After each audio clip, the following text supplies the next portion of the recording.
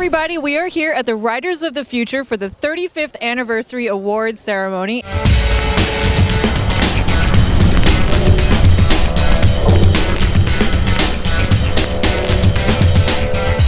Here with Emily Jones and John Goodwin. How are you doing? Oh, we're doing excellent. We're very excited about the event tonight. 35th anniversary for the writers, 30th anniversary for the illustrators. It's a big night. All the winners are arriving right now, so there's a lot of excitement going on here. That's right. They're all here getting their pictures taken. It's very exciting. And can you tell us a little bit about what we might have in store tonight? Well, right now as people walk in, they're going to see an 18-foot replica of the robot, which is the front cover of the book, which is right behind us right now. And then the opening of this show is going to be mind-blowing. We've got Cirque dancers that are dressed up in full body. Cirque du Soleil? Cirque? Well, yeah, that kind of EM Cirque. Okay. EM Cirque. Oh, cool. Yeah, so they're like Cirque du Soleil dancers, and they're in full body suits that look like robots. And they do body percussion dancing. And then we've got a Mars rover prototype that is also part of the dance. So that's how we're going to open the show, and it just gets better from there. That sounds so fun. Okay, well, I'm really excited to see the awards and get to find out who the winner is. So stay tuned, everybody.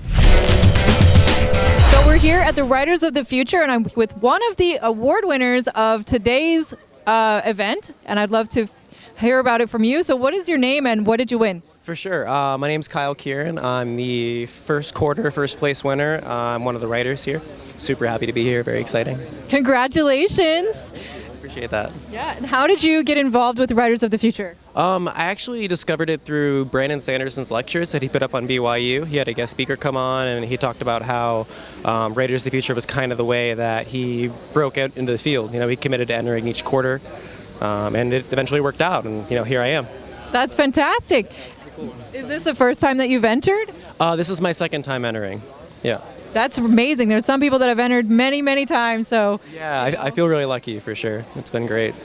Well, cool. So we're going to get to see you in this book, right? What is the what chapter are you?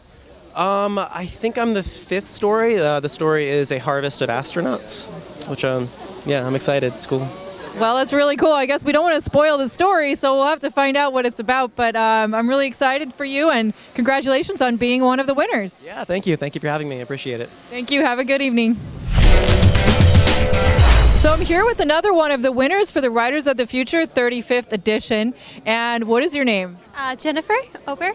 And what did you win? I'm an illustrator who illustrated an itch, so I placed for the 3rd quarter. Wow, that's great. So you're going to be which chapter of the book, do you know? I'm towards the middle, towards the endish, so I don't remember exactly which chapter it's going to be, though. Well, okay, we'll get to find out when we get the book. And I would love to hear, how did you get involved with Writers of the Future? Actually, a friend of mine recommended it. I had a friend of mine actually win last year. And so she went through the experience and told me how amazing it was, and so I decided that I'd like to do it this year. So. Oh, that's so fantastic! And how long have you been at, writing and drawing, and when did you start doing that? Well, I've been taking art lessons since I was a wee little one. My parents started me at 6 because they saw that I had affinity for art, and I really enjoyed it. But in terms of actually doing more professional stuff, it's probably more recent, the last couple of years. So. Well, congratulations. It's so exciting. And what is it like being one of the winners? I know there's a lot of events they do with you. Yeah, there's a whole bunch of workshops, and we had mentors come in to talk, and so it's been an amazing experience, and it's been quite a whirlwind, but every minute of it has been fantastic. So. Well, congratulations again. I hope you have a wonderful night tonight. Thank you so much. Hi, and what's your name? Hello, my name is Vito Dass. Oh, nice to meet you, Vito. And what did you win today? I won an award for my illustration of a story by an author, David Cledden. The story is called Dark Equations of the Heart. Wow, amazing. Congratulations. Thank you very much. And how did you hear about the Author Services award ceremony? The award ceremony, what they told me themselves about the award ceremony, about the whole shebang, I heard on Facebook. I saw a friend, another Lithuanian. I'm from Lithuania. He won an award a couple of years ago, and I got interested and applied. And yeah. That's amazing! All the way from Lithuania, you guys. Here we are in Hollywood, and he's come and he's entered. And was this the first time that you've ever entered for the illustration award? It took, I think, 2 failed times, and the third one was the charm. Wow, you must be really good as an artist. These are usually really amazing, these beautiful, beautiful pieces that they have in the book. Can you tell us what your picture is like, what's in it? My picture is of this redhead girl in profile for drama. She's looking to her future, where she's going to go. She has scars from heart surgery, and she's clenching a little book that is actually the dark equations of the heart. And she has like a scalpel hanging above her head, because it's like a Damocles sword concept. I was trying, well, she's going to her future, she's running away, but also surviving on her own. Wow, that sounds like a great story, and it must be really fun to draw the picture based on the story as well. Well, so congratulations for winning and being in the 35th edition of Writers of the Future. And what has it been like being a part of the winning group? It was amazing. The whole week was full of workshops. I was a little bit late because of some flight issues, but I got in and just started working, and it was great. Great portfolio reviews and everything like that. It was amazing, yeah, very fun. Very cool. Well, have a wonderful night tonight, and congrats again. Thank you very much.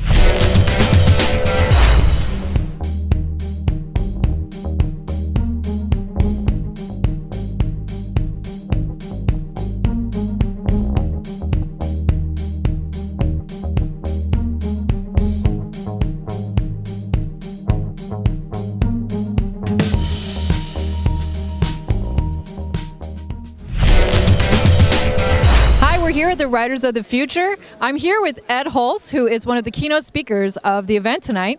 And why don't you tell us about your involvement with the Writers of the Future? Well, John Goodwin of Galaxy Press invited me to speak tonight. My particular specialty is pulp fiction magazines of the 30s and 40s. Ooh, my favorite. Yeah, that's what I'm going to be talking tonight. But they call it the golden age of science fiction. And a lot of the plot tropes, character types, situations that are still being used in popular entertainment today began in the pulp magazines and the pulp fiction magazines, and they've been carried forward. So I'm interested to see what the correlation will be between the old stuff and the new stuff that Writers of the Future are doing this year. Oh, very cool. And what is the name of your organization? I'm from Urania Press, and I've written a book on the subject called The Blood and Thunder Guide to Pulp Fiction, which has been sold in 23 countries and is currently being used as a text in many American universities. Wow, what an honor. It's so nice to meet you. You too. And what would you say that people should be looking forward to tonight with the Writers of the Future? Well, I have to say I'm not terribly familiar with the works of some of the more recent authors, but what I've seen so far, I got to look at the book at the 35th annual volume, and I was very impressed. Some great stories, some great forward thinking, and people who are really finding a way to make science fiction relatable as we enter the world of tomorrow. That's great. Well, that's what it's all about, and I hope everybody enjoys the show tonight. Thank you so much. Thank you.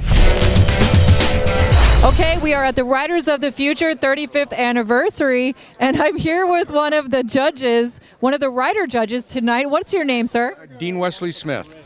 Wow, very cool. Dean Wesley Smith is obviously an author and has been... I was actually the very first author 35 years ago to go across the stage here as the very first winner of Writers of the Future. Are you serious? Serious. And I've been writing ever since, and I have about 200 novels out, New York Times bestseller and things like that. And, amazing. And now I'm a judge. Wow. It's kind of fun. So would you say that being in the Writers of the Future was a big start to your career? Yeah, something like this, although it was much smaller than it was back in the old Chasen's restaurant. And yeah, it was definitely, in fact, at a conference sponsored by Writers of the Future, I met my wife about 33 years ago. She's another writer. Amazing. Well, you get to be around some like-minded people here tonight, obviously. Yeah, it's great fun. Seeing a lot of old friends and a lot of new writers, that it's really great to have them, to help them.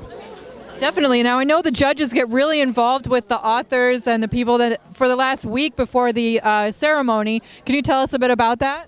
They put on a workshop for them to teach them both craft and business. I came in as a kind of one on the business side because I've had so much business over the years and in publishing and different stuff. And they run these writers, these young writers, through all aspects of the business, trying to give them a leg up. It's really amazing. I wish they would have done that when I started. Well, so what was the first story that you won when you entered back in the beginning? It was a story about an old man in a nursing home who was basically dying.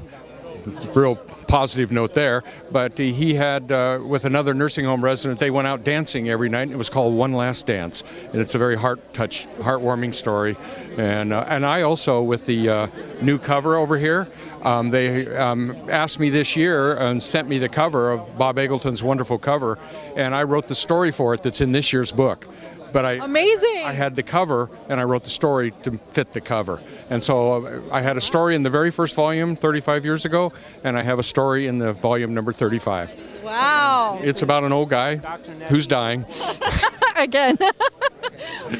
Couldn't go away from that theme, I guess. Well, that's wonderful. I'm really excited that you're here tonight, and especially with such a legacy. And since you've won New York Times bestselling author, you probably have some advice for other aspiring authors out there. What would you say they should know? Don't stop. Just keep writing, and the real secret to being a writer is have fun with the writing. Just have fun. And if you can't have fun, maybe you should be doing something else. Because if you can't have fun making stuff up, then then you should be doing something else. It's got to be one of the best jobs ever. It is a wonderful job. Well, congratulations again, and thank you. So nice to meet you. Nice meeting you. Have fun tonight. All right, we are here with Dr. Natty. Yes. And you're one of the judges tonight. Yes, I am. Very cool. Are you an author? I am a writer. I'm a science fiction writer, fantasy of over 15 books. Amazing. And how did you get involved with the Writers of the Future? I'm a past winner, or a finalist. I was a finalist, I think it was either 2000 or 2001. And so since then, they've kind of pulled me in and become kind of like family. That's amazing. So would you say that this sort of helped start your career as a writer? Oh, definitely. This was the first award that I won where I was treated in this wonderful, extravagant way that made me feel really important as a writer. It was really incredible. That's fantastic. So now here you are judging, and also I heard something really cool, which is that you're now writing for Viola Davis's new TV series. Yes, it's called Wild Seed, and I am co-writing it with Kenyan director Waneri Kahiu, and it's through Amazon. Wow, congratulations. So amazing. What advice do you have for authors out there? Tell your stories. Tell them the way that you want to tell them. Okay, great. Well, have a wonderful night tonight. Thank you very much. Thank you very much.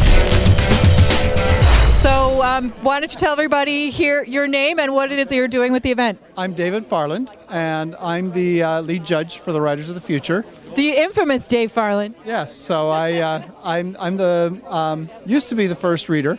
We now have a new first reader with Carrie English, and so I get... First reader meaning like all of the stories that come in? All of the stories that come in, I would typically look at them. Now I get them knocked down to a few hundred, so... Oh, that's all? Easier, yes.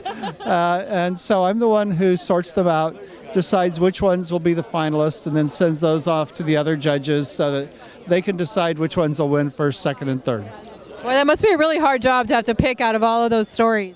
You know, yeah, it is actually, because we get so many good ones that the real problem is trying to decide out of usually 30 or 40 stories which ones are going to be the 8 that are going to go on to the other judges. Wow. Well, and so now can you tell us a bit about you as an author? I know you have science fiction books out there. Well, I've written about 50 science fiction and fantasy novels, and I've trained a lot of writers who've gone on to become New York Times bestsellers. So I... like who, can you tell us? Years ago, I didn't train her, but I discovered a young writer named J.K. Rowling who, with the Harry Potter novels, I helped... What?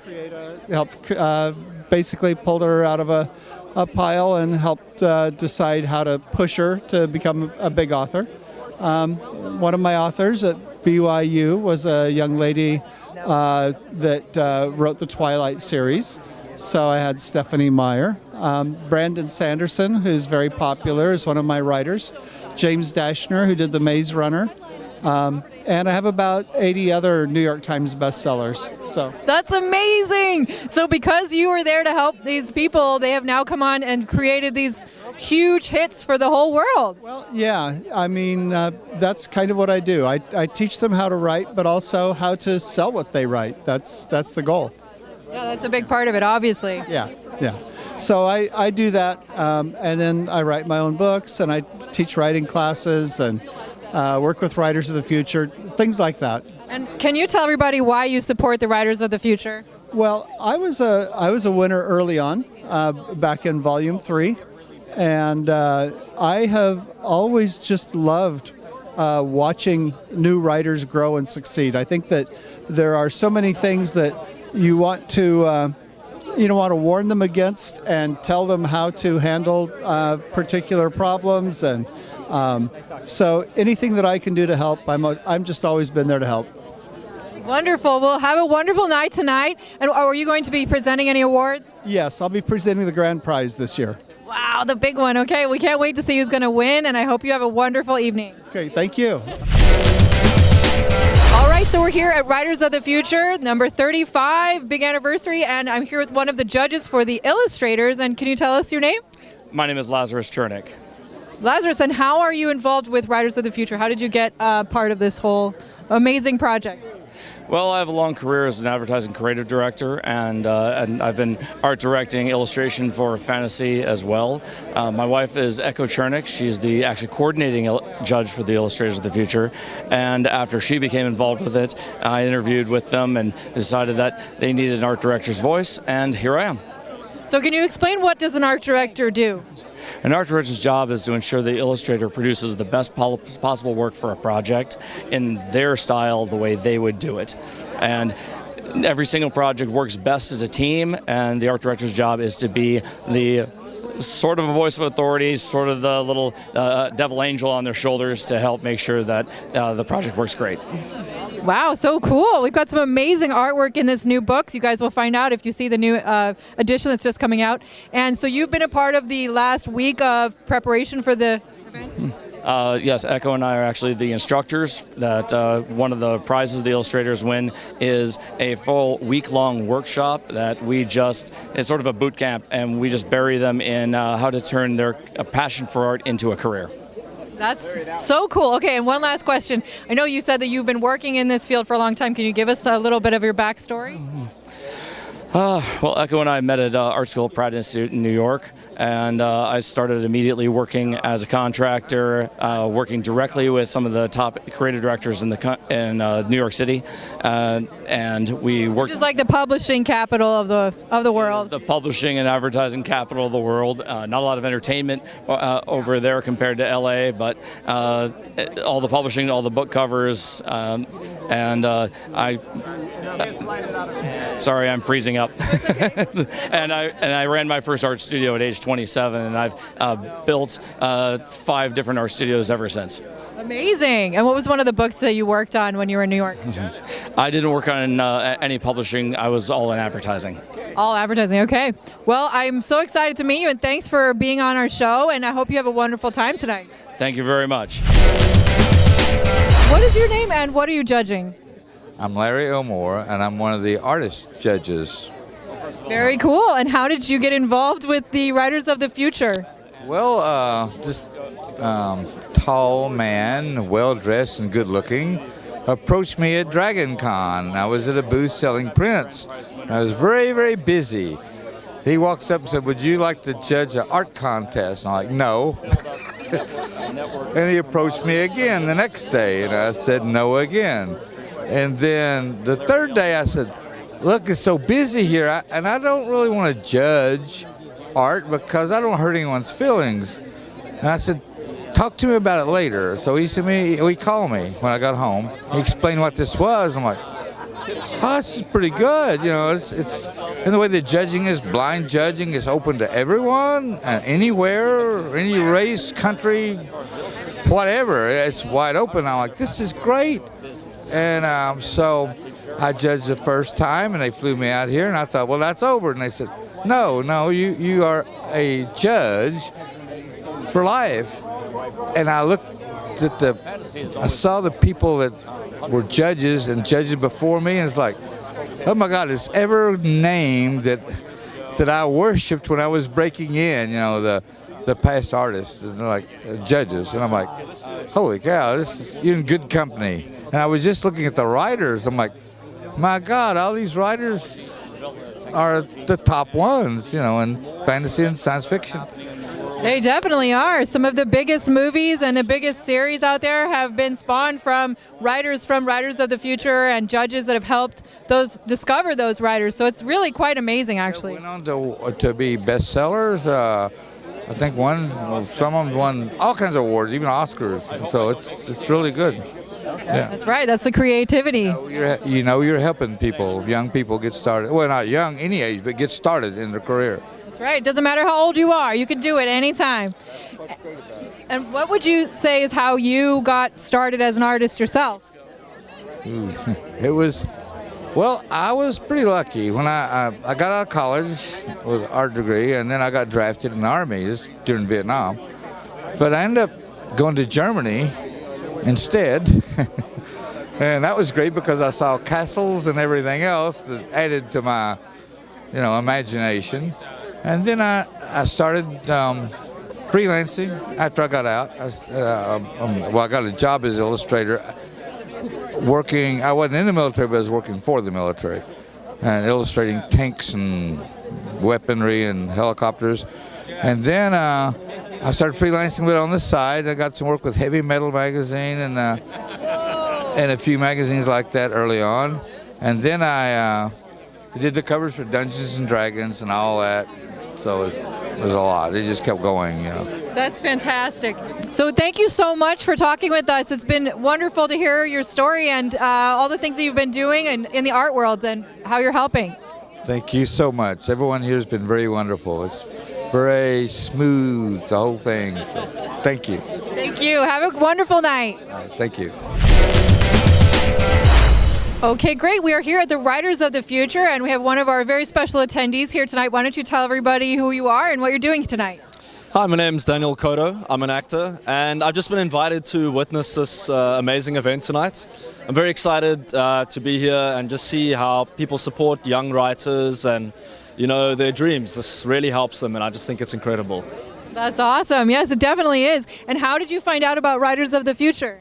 Well, I met John and Emily at a premiere of my friend's film, Sean Cameron Michael, who's presenting tonight.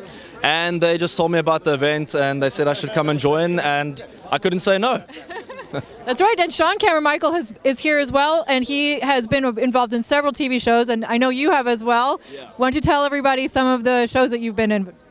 Well, I've been in Get Shorty, Deep Undercover, and quite a few independent films right now. I'm very passionate about gritty, real stories, so that's where I've been kind of leading myself right now.